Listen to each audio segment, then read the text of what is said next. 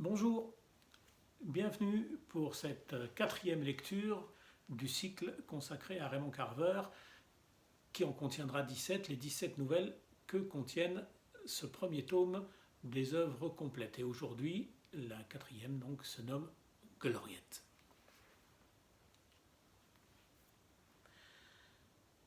Ce matin-là, elle me verse du scotch, du Teachers sur le ventre et le lèche. L'après-midi, elle essaye de se jeter par la fenêtre. Je ne peux plus supporter tout ça et je le lui dis. Je fais au lit, ça peut plus durer, c'est de la folie, il faut que ça s'arrête. Nous sommes assis sur le canapé dans une des suites de l'étage. Aucune réservation, on avait l'embarras du choix, mais il nous fallait une suite, un endroit où on pouvait circuler et être à même de parler. On avait donc fermé le bureau du motel ce matin-là pour aller à l'étage dans une suite. Elle fait Dehan, c'est dur. Nous buvons du Teachers avec de la glace et de l'eau. Nous avons dormi un moment entre le matin et l'après-midi. Puis elle s'est levée d'un bond en menaçant de se jeter par la fenêtre en sous-vêtements. J'ai dû la saisir à bras-le-corps.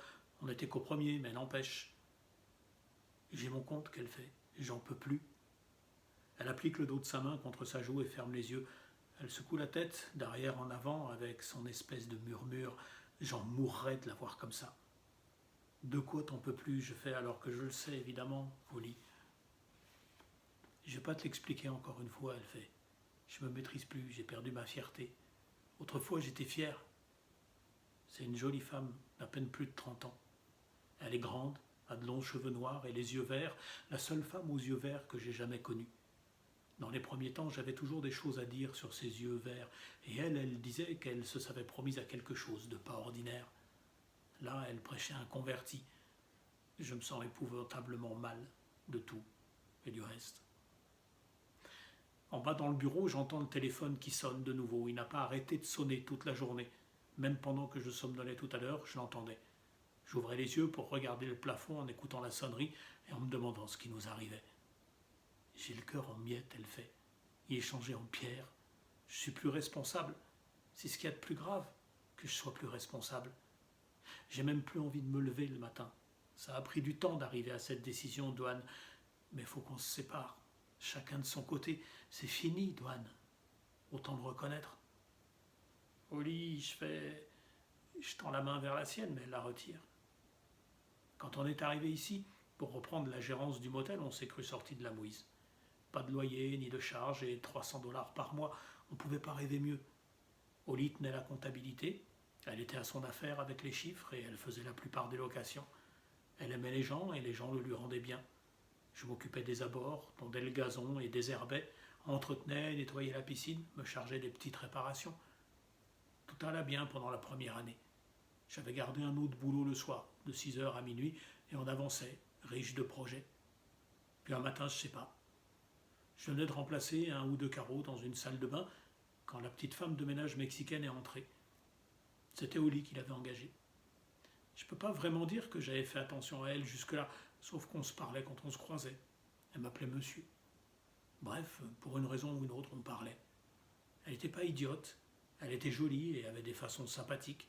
Elle aimait sourire, écoutait avec beaucoup d'attention quand on disait quelque chose, et elle vous regardait dans les yeux quand elle parlait. À partir de ce matin-là, j'ai commencé à faire attention quand je la voyais. C'était une petite femme ramassée, soignée, avec de jolies dents blanches. Je regardais sa bouche quand elle riait. Elle se mit à m'appeler par mon prénom. Un matin, j'étais dans une autre chambre, occupée à changer le joint d'un des robinets de la salle de bain. Elle ne savait pas que j'étais là.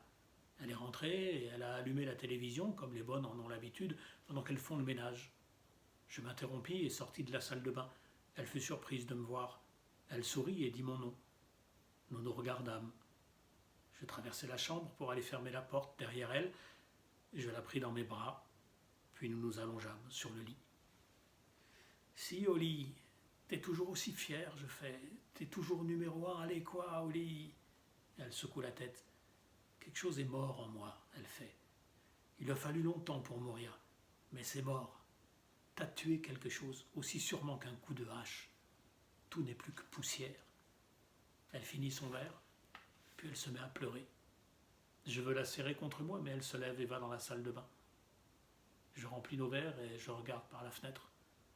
2 voitures avec des plaques d'un autre état sont rangées devant le bureau. Les conducteurs, 2 hommes, sont debout devant le bureau, ils parlent. Un des deux finit ce qu'il était en train de dire à l'autre, jette un regard circulaire aux chambres et se caresse le menton. Une femme a collé le visage contre la vitre, une main en visière sur les yeux, cherchant à voir à l'intérieur. Elle essaye la poignée de la porte, le téléphone sonne dans le bureau. Pendant qu'on faisait l'amour tout à l'heure, tu pensais à elle, fait Oli, en revenant de la salle de bain. Tu sais, Douane, j'ai tellement mal. Elle prend le verre que je lui tends. Oli, je fais. Non, Douane, c'est vrai. Elle va et vient dans la chambre en culotte et soutien-gorge, le verre à la main. Tu as rompu le contrat. C'est la confiance que t'as détruite. Peut-être que ça te semble vieux jeu, je m'en fiche. Maintenant, j'ai l'impression d'être, je sais pas quoi, de la saleté. Voilà l'impression que j'ai. Je suis paumé. J'ai plus de but. C'était toi, mon but. Cette fois, elle me laisse prendre sa main. Je me mets à genoux sur la moquette et je pose ses doigts contre ma tempe. Je l'aime, bon Dieu, oui, je l'aime. Mais au même instant, je pense aussi à Juanita. À ses doigts, à elle, me massant la nuque, cette fois-là. C'est affreux. Je ne sais pas ce qui va se passer. Je fais « Oli, ma chérie, je t'aime ». Mais je ne sais pas quoi dire d'autre, ou quoi proposer d'autre, vu les circonstances. Elle fait aller et venir ses doigts sur mon front, comme une aveugle à qui on demanderait de décrire mon visage. Sur le parking, quelqu'un klaxonne longuement, s'interrompt, recommence. Oli retire sa main, s'essuie les yeux. Elle fait « Serre-moi un verre, celui-là est trop léger ». Qu'il klaxonne si ça les amuse, je m'en fiche. Je crois que je vais aller m'installer dans le Nevada. Ne raconte pas n'importe quoi, je raconte pas n'importe quoi. Tout ce que je dis, c'est que je pense aller m'installer dans le Nevada. C'est pas n'importe quoi. Peut-être que j'y trouverai quelqu'un qui m'aimera. Tu n'as qu'à rester ici, toi, avec ta boniche mexicaine. Je crois que je vais aller m'installer au Nevada. Ou alors je vais me tuer. Oli, rien du tout, elle fait. Elle s'assied sur le canapé et remonte les genoux sous le menton. Il commence à faire sombre dehors et à l'intérieur. Je tire le rideau et j'allume la lampe sur la table. Je t'ai dit de me servir un autre verre, salaud, elle fait. Ils peuvent bien klaxonner, je les emmerde. Ils ont qu'à aller au bout de la rue, au Travel Lodge. C'est là qu'elle travaille, ta petite amie mexicaine, à présent, au Travel Lodge. Je parie qu'elle aide Gros Nounours à passer son pyjama tous les soirs. Bon, serre-moi un autre verre et mets-y du scotch cette fois-ci. Elle pince les lèvres et me lance un regard féroce. Boire, c'est drôle tout de même. Quand j'y repense, toutes nos décisions importantes ont été prises en buvant. Même quand on parlait d'avoir à se restreindre sur la boisson, c'était assis à la table de la cuisine ou à notre table de pique-nique au parc, avec un pack de bière ou une bouteille de whisky devant nous. Quand on avait décidé de venir ici pour prendre la gérance du motel en quittant notre ville, nos amis et nos relations, tout, on avait passé la nuit entière à boire et à parler, pesant le pour et le contre. Du coup, on avait fini par se saouler. Mais on avait toujours su faire face. Et ce matin, quand Holly suggère que nous avons besoin d'avoir une conversation sérieuse sur nos vies, la première chose que je fais, avant que nous fermions le bureau pour aller parler à l'étage, c'est filer chez le marchand acheter le Teachers. J'en verse la fin dans nos verres et j'y ajoute un glaçon et un peu d'eau.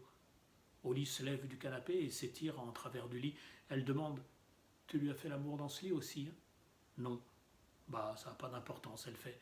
Plus grand-chose n'a d'importance maintenant de toute façon. Faut que je me reprenne, ça en tout cas c'est sûr. Je réponds pas. Je me sens exténué. Je lui donne le verre et je m'assieds dans le gros fauteuil. J'aspire une gorgée du mien et je pense « Et maintenant ?» Doane, elle fait. Oli ? Mes doigts se crispent autour du verre. Mon cœur a ralenti, j'attends. Oli était mon grand amour. Le truc avec Juanita a duré 6 semaines, 5 jours par semaine, entre 10 et 11 heures du matin. Au début, on se débrouillait pour se retrouver dans une chambre ou une autre pendant qu'elle faisait sa tournée. Je n'avais qu'à entrer là où elle était, en train de travailler, et fermer la porte derrière moi. Mais au bout d'un moment, ça semblait risqué et on organisa son service de sorte que nous nous retrouvions à la 22, chambre située à l'extrémité du motel, face à l'est, vers les montagnes, dont la porte d'entrée n'était pas visible de la fenêtre du bureau. On était tendres l'un avec l'autre, mais sans s'attarder.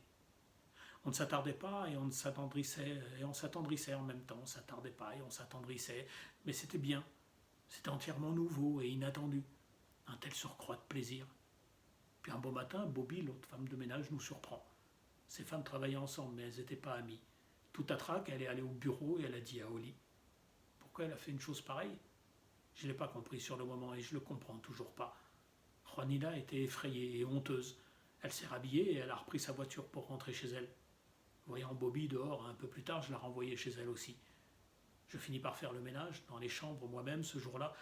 Oli resta dans le bureau à boire, je crois bien. Je me tins à l'écart.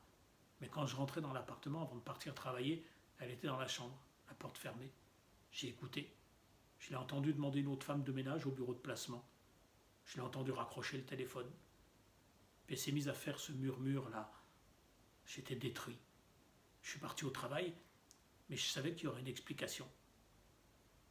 Je crois que Oli et moi aurions peut-être pu nous en accommoder peu à peu, bien qu'elle ait été très saoule et surexcitée quand je suis rentré du travail cette nuit-là et m'ait lancé un verre à la tête et dit des choses affreuses que jamais nous ne pourrions oublier l'un ni l'autre. Je la giflais pour la première fois de ma vie cette nuit-là.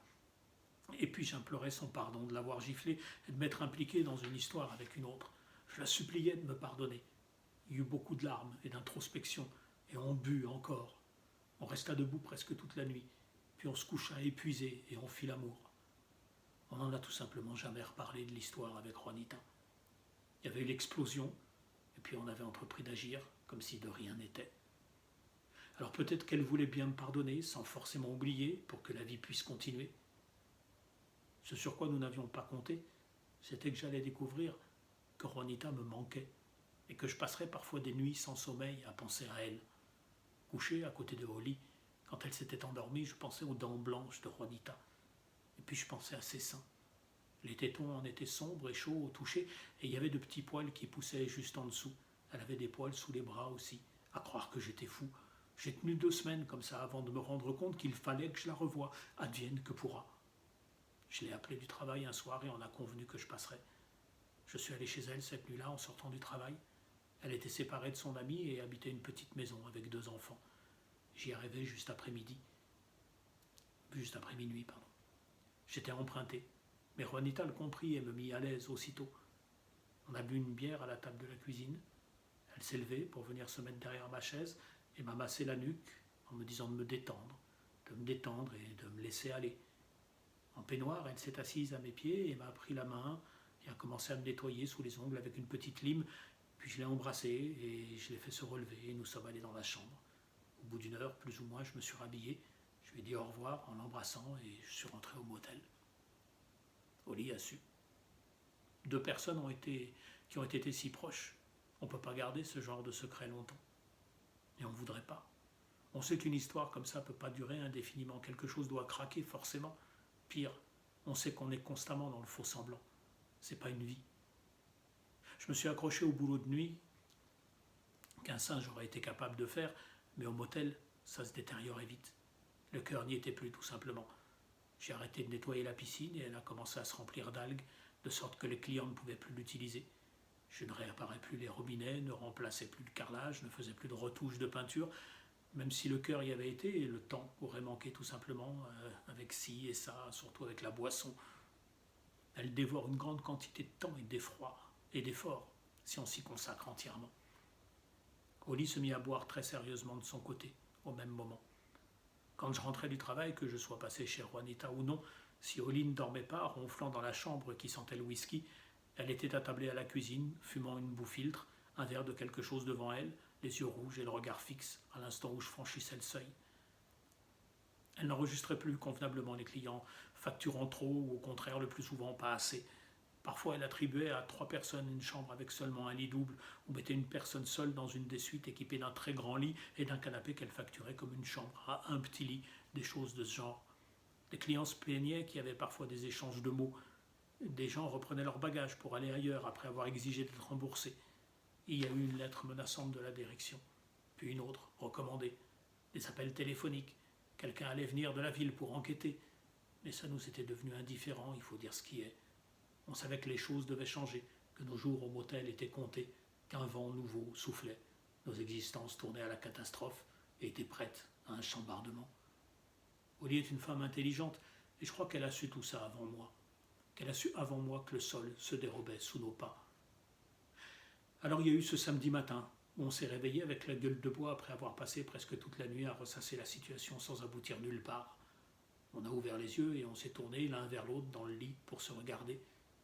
On l'a su tous les 2 au même moment. On était arrivés au bout du chemin. On s'est levés et habillés. On a bu le café comme d'habitude. Et c'est là qu'elle a dit qu'il fallait qu'on parle. qu'on parle aussitôt, sans interruption, sans coup de téléphone, sans client. C'est là que j'ai pris la voiture pour aller acheter le whisky. Quand je suis revenu, on a tout fermé, on est monté avec la glace, les verres et le teachers. On a fait un tas d'oreillers, on s'est mis au lit, on a bu et on n'a pas discuté du tout de rien. On a regardé la télé couleur en batifolant et laissé le téléphone sonner dans le vide en bas. On buvait du scotch et on mangeait des chips au fromage du distributeur du couloir. On avait le sentiment bizarre qu'il pouvait arriver n'importe quoi maintenant qu'on s'était rendu compte que tout était fichu. On savait, sans avoir à le dire, que quelque chose était fini, mais ce qui était sur le point de commencer et de le remplacer, ni l'un ni l'autre ne pouvions encore y penser. On s'est assoupi, et plus avant dans la journée, Holly s'est soulevée de mon bras. Le mouvement a fait ouvrir les yeux. Elle s'est assise dans le lit, puis elle a hurlé et s'est précipitée vers la fenêtre. Quand on était tout môme, avant de se marier, fait Holly, quand on se baladait en voiture, chaque soir et qu'on passait tout le temps possible ensemble, et qu'on parlait, qu'on avait plein de projets et de grandes espérances, tu te rappelles? Elle était assise au centre du lit, les bras autour des genoux, tenant son verre. Je me rappelle, Holly, je me rappelle. Tu n'étais pas mon premier petit copain, mon premier s'appelait Wyatt, et mes parents ne l'appréciaient pas beaucoup, mais tu as été mon premier amant. Tu étais mon premier amant à l'époque et tu es resté mon seul amant depuis. Tu te rends compte? Je n'avais pas l'impression de rater grand-chose. À présent, je sais ce que j'ai raté pendant tout ce temps. Mais j'étais heureuse. Oui, heureuse. Tu étais mon tout, exactement comme dans la chanson. Mais je ne sais pas aujourd'hui comment j'ai pu être assez bête pour n'aimer que toi, et seulement toi, pendant si longtemps. Dieu sait que j'ai eu des occasions. Je sais bien, je fais, tu es jolie, je sais que tu as eu des occasions. Mais j'en ai pas profité. C'est ça qui compte, elle fait. Non, je ne pouvais pas rompre le contrat. C'était au-delà du concevable. Holly, s'il te plaît, arrête maintenant, chérie, ne nous torturons pas. Dis-moi ce que nous devrions faire maintenant. Écoute, elle fait. Tu te rappelles la fois où on était allé jusqu'à cette vieille ferme des environs d'Yakima, après Terrace 8. On se promenait en voiture, c'était un samedi comme aujourd'hui. On est arrivé à des vergers, et puis on a pris une petite route de terre, et il faisait très chaud, et il y avait plein de poussière. On a continué, et on est arrivé à une vieille ferme. On s'est arrêté, et on est allé frapper à la porte pour demander s'il était possible d'avoir un verre d'eau. Tu nous imagines faire un truc pareil aujourd'hui, aller frapper chez des inconnus pour demander à boire? On se ferait tirer dessus. Ces deux vieux doivent être morts aujourd'hui, elle fait. Côte à côte, là-bas, dans le cimetière, à Terrace 8. Mais ce jour-là, le vieux paysan et sa femme, ils nous ont pas seulement donné un verre d'eau. Ils nous ont invités à entrer pour manger du gâteau. On a bavardé en mangeant ce gâteau à la cuisine, et ensuite ils nous ont proposé de faire le tour du propriétaire si on voulait. Ce qui pouvait être gentil avec nous, ce qui pouvait être gentil. Je n'ai pas oublié. Ça me touche ce genre de gentillesse. Ils nous ont fait visiter la maison, ce qu'ils étaient attentionnés l'un pour l'autre. Je me rappelle encore leur intérieur. J'en ai rêvé de temps en temps de cet intérieur, de ces pièces, mais je ne t'ai jamais raconté ces rêves. Chacun a besoin d'avoir des secrets, non? En tout cas, ils nous ont fait faire le tour de leur intérieur, de ces grandes et belles pièces et de leur mobilier, puis ils nous ont amenés dehors par l'arrière de la maison. On s'est promenés et ils nous ont montré cette, comment disait-il, gloriette. J'en avais jamais vu. Elle était dans un pré, sous quelques arbres. Elle avait un petit toit pointu, mais la peinture s'était écaillée et les marches étaient envahies de mauvaises herbes. La dame a dit que des années auparavant, nous n'étions même pas nés, des musiciens y jouaient le dimanche. Elle et son mari, leurs amis et leurs voisins venaient en habit du dimanche s'asseoir pour écouter la musique en buvant de la citronnade. J'ai eu une illumination. Je ne sais pas comment dire autrement. Mais j'ai regardé cette dame et son mari et j'ai pensé, un jour nous serons vieux comme ça. Vieux, mais dignes. Tu vois, comme ils étaient. S'aimant encore de plus en plus, vieillissant, veillant l'un sur l'autre, recevant leurs petits-enfants, tout ça. Je me rappelle que tu portais un jean coupé au genou ce jour-là, et je me rappelle que j'étais en train de regarder la gloriette en pensant aux musiciens quand mes yeux sont tombés sur tes jambes nues. Je me suis dit, j'aimerais ces jambes, même quand elles seront vieilles et maigres et que leurs poils seront devenus blancs. J'ai pensé que je les aimerais encore, qu'elles seraient encore mes jambes à moi. Tu vois ce que je veux dire, Dohan? Puis ils nous ont raccompagnés à la voiture et nous ont serré la main. Ils ont dit qu'on était des jeunes gens sympathiques. Ils nous ont invités à revenir, mais bien sûr on n'y est jamais retourné. Ils sont morts aujourd'hui, ils sont forcément morts. Mais nous, je sais quelque chose aujourd'hui que je ne savais pas à ce moment-là. Oh oui, je le sais. Quelle chance, hein, qu'on ne puisse pas voir l'avenir. Parce que nous voilà dans cette ville moche, un couple qui boit trop et qui gère un motel avec une vieille piscine infecte dedans. Et toi, qu'en aimes une autre? Douane, j'ai été plus proche de toi que de quiconque sur terre. Je me sens crucifié.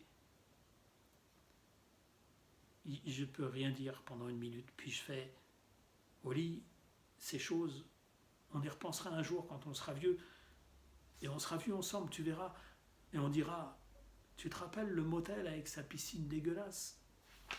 Et puis on rira bien de toutes ces folies qu'on aura faites. Tu verras, tout ira bien, Oli. Mais assise sur le lit avec son verre vide, Oli se contente de me regarder. Puis elle fait non de la tête. Elle sait. Je vais jusqu'à la fenêtre pour jeter un œil de derrière le rideau. Quelqu'un dit quelque chose en bas et secoue la porte du bureau. J'attends. Je crispe mes doigts sur le verre. Je prie pour un signe de Oli. Je prie sans fermer les yeux. J'entends une voiture démarrer, puis une autre. Les voitures allument leurs phares face au bâtiment et l'une après l'autre s'éloignent pour rejoindre la route. Douane, fait Oli. Une fois encore, comme en presque tout, c'est elle qui avait raison. À demain.